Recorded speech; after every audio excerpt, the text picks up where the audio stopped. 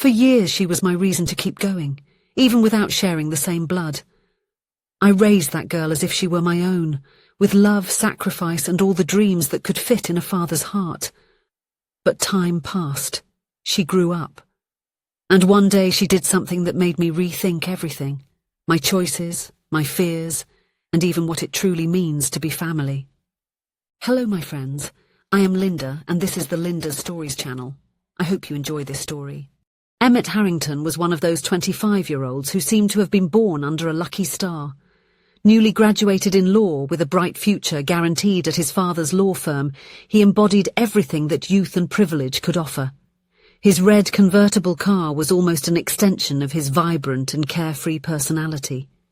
Every morning, before heading to the office, Emmett stopped at the downtown cafe in the small town. It wasn't just for the impeccable coffee, but mainly because of Charlotte Turner, the waitress with deep brown eyes and a reserved smile that seemed immune to his charm. "Good morning, Charlotte. I'm thinking of trying something different today," he said, leaning on the counter with that smile that usually melted hearts. Charlotte raised an eyebrow, holding the order pad. "I recommend the cinnamon cappuccino. It will match your blue suit," she replied, professional as always, maintaining that polite distance that intrigued Emmett. "Actually, I was thinking of you accepting my invitation to dinner tonight," he ventured, with the confidence of someone who rarely heard no as an answer. Charlotte smiled politely. "Thank you for the invitation, Emmett, but it won't be possible today," she replied with the same polite refusal she had offered before. "Your cappuccino will be ready in 2 minutes." There was something about Charlotte that challenged everything Emmett knew about relationships. She was not impressed by the car, the tailored suit, or the important last name, and that, ironically, only increased his fascination. That afternoon, a meeting with clients lasted longer than expected. When Emmett finally left the office, it was already past 7. That's when he saw Charlotte at the bus stop, nervously checking her watch. He stopped the car and rolled down the window. "Problems with the bus?" he asked. Charlotte bit her lower lip, clearly worried. "The last one was late and I need to get there soon."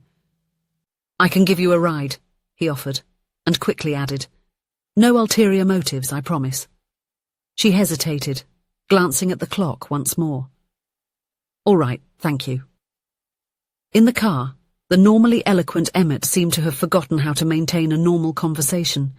He talked about the weather, work, and a documentary he had watched the night before, all at once like a nervous teenager. "Turn right at the next corner," Charlotte interrupted him with a slight smile. "And breathe, Emmett. You've been talking non-stop for 5 minutes." He laughed, realizing how uncomfortable he was. The silence that followed was broken only by her directions about the way.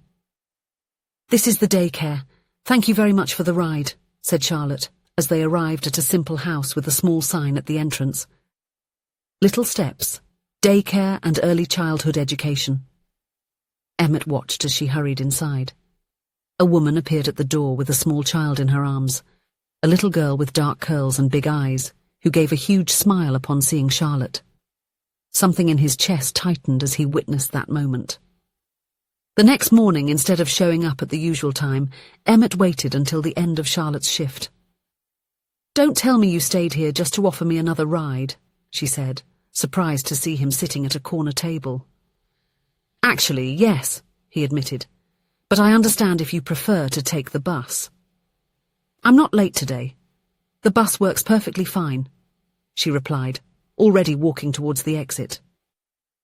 To her surprise, Emmett followed her to the bus stop.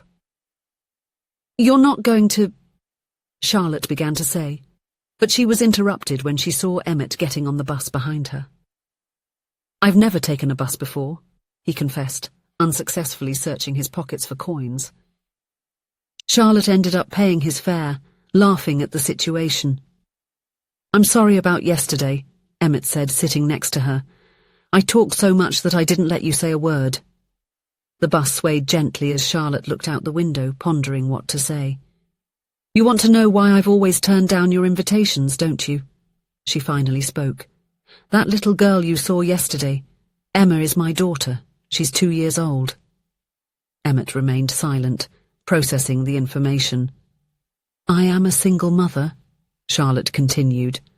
Her father decided he wasn't ready for a family when he found out about the pregnancy. Since then, it's been just the two of us. She talked about the exhausting routine, waking up at 5 in the morning, preparing everything, dropping Emma off at daycare, working all day, picking her up, preparing dinner, giving her a bath, telling stories, and finally collapsing into bed only to start again the next day. The time I spend with her is precious and scarce. That's why I can't just go out for dinner or distract myself with casual dates.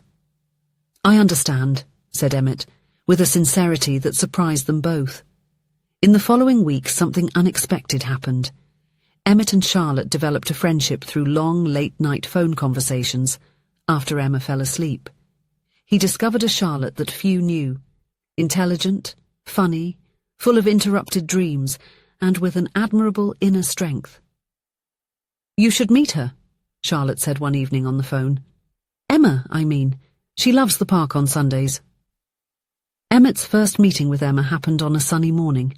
He arrived carrying a small teddy bear, as nervous as if he were about to make a crucial presentation in court. "Emma, this is Emmett, a friend of Mommy's," Charlotte introduced. The little girl studied him with those big, serious eyes before extending her small hand. "You have a red car," she said, with the precise observation typical of children. Emmett knelt down to be at her level. "I do. Do you like cars?" Emma nodded vigorously. Quick as flash. That morning in the park changed something fundamental in Emmett. Seeing Charlotte pushing Emma on the swing, hearing the girl's laughter, feeling the simplicity of that happiness, all of it seemed more valuable than any professional or material achievement he had experienced. Their meetings became regular. Sometimes Emmett would show up with children's books. Other times, he brought ingredients to make cookies together in Charlotte's small apartment. Within a few months, he became part of their routine. "My son, you have the world at your feet," said Emmett's father during a family lunch. "So many single and uncomplicated women, and you get involved with someone carrying that past? And on top of that, with a child," his mother added, with that concern disguised as wisdom. "Think carefully, dear. You are just starting your life." "Exactly," Emmett replied, surprising himself with the conviction in his voice. "I am starting my life, and I've never been so sure about anything as I am about Charlotte and Emma." The marriage proposal happened on an ordinary night. There was no fancy restaurant or extravagant ring, just the three of them in the small living room of the apartment, assembling a children's puzzle spread out on the carpet. "Marry me?" Emmett asked, sliding a simple box among the puzzle pieces. Charlotte looked at Emma, who was still focused on fitting a piece, oblivious to the moment that would change their lives. "Are you sure about this?" she whispered, tears in her eyes. "We're a package deal, you know." Emmett smiled. "That's exactly why I'm asking." The wedding was simple, contrary to his parents' expectations. Emma was the little flower girl, proud in her light blue dress, carrying a small basket with petals that she carefully scattered along the path. The day after the honeymoon, a weekend at the beach house Emmett had inherited from his grandfather, he surprised Charlotte with a proposal. "You don't need to work anymore unless you want to," he said. "I thought you might like to spend more time with Emma." Charlotte was speechless. The dream of closely following her daughter's growth finally seemed possible. In the months that followed, adapting to the new life had its challenges. Emmett learned daily about fatherhood, from how to braid Emma's hair to dealing with nighttime fevers and nightmares. The moment that most marked this transition was when Emma, still drowsy after Emmett read her favourite story for the third time, murmured, "Good night, Daddy." That simple word filled his heart with a joy he had never known. The years went by. The couple was blessed with 2 more children, Thomas, born 2 years after the wedding, and then Lily. The Harrington family was complete, and no one who saw them together would question Emmett's love for Emma. who grew up as his eldest in every aspect except biologically. Emma, now 12 years old, had her mother's quick intelligence and had inherited Emmet's sense of justice. She already showed an interest in law, frequently asking to accompany him to the office during school holidays, and life seemed perfect. Now Emma was 18 and preparing to enter law school. But it was during an ordinary day while they were preparing a barbecue in the backyard that Emmet began to feel an unusual fatigue and a persistent pain in his abdomen. Charlotte insisted that he see a doctor, worried about the paleness that had become constant. The test brought devastating news, a rare and aggressive liver disease. The prognosis was grim without a transplant, but the waiting list was too long for the time Emmet had. The family underwent compatibility tests. Thomas and Lily, still teenagers, were not compatible. Despair began to set in until Emma, determined as ever, insisted on taking the test as well. "She is compatible," announced the doctor with a mix of surprise and relief. An impressive compatibility, in fact. The surgery was scheduled. On the eve of the procedure, Emmet found Emma sitting on the swing in the backyard, the same one he had installed when they moved into the house. "Are you sure about this, Emma?" he asked, sitting on the swing next to her. "It's a serious surgery." She stared at him with those deep eyes, now so similar to Charlotte's.